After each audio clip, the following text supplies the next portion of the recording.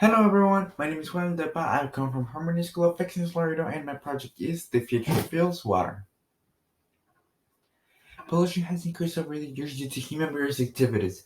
However, the burning of fossil fuels has often been credited as a leading factor in declining environmental conditions. Although multiple solutions have been offered in order to minimize this problem and to reduce it, some seem to not be very efficient. As the example of renewable energies, more in particular, I may recall solar and wind. The problem with these energies are that they only function when the weather permits it, or pretty much when the weather permits. As the example of solar functions when you have the sun. When you do not have the sun present, you're going to be generating energy.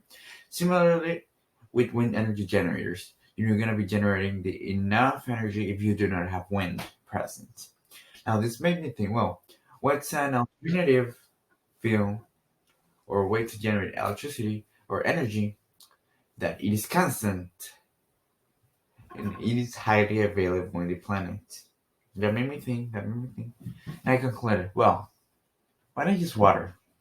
Let's recall and go back with water. We know that water is composed of hydrogen and oxygen. Hydrogen is a major constituent of fuels, more in particular hydrocarbons. As example, this may include gasoline, this may include natural gas, methane gas, all of these things. Now let's go with oxygen. Oxygen is present in any combustion reaction. With this I mean you're going to have a fuel and an oxidizer, or oxygen, in order to have a combustion. And now, I was thinking, well, is it possible to use water? Well, I was searching, and after a while, after approximately 2 months of researching, I found out that through a process known as electrolysis, which it is when electricity is occupied to separate a compound to its component molecules. In the case of water, you have hydrogen, you have oxygen, you separate them. You're gonna subsequently generate a gas known as oxyhydrogen gas. Now, what's curious about this gas is that it is very reactive when combusted. So, it pretty much explodes when you combust it.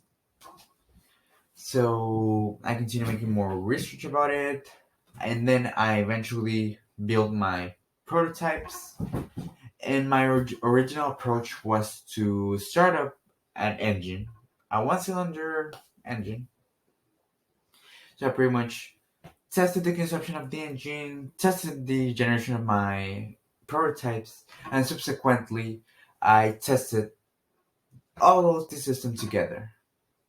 Which, just to sum everything up, it did work, or well, it did kind of work. Let me explain this. So, when I was trying to start up the engine, some small explosions did occur within the engine. When I started up, little ignitions occurred. Like I was like, boom, boom, like that. But then it did not start up due to the fact that I did not generate the sufficient amount of this gas, to start up this engine. However, by those little ignitions, I just proved my point that water could be utilized as an alternative fuel.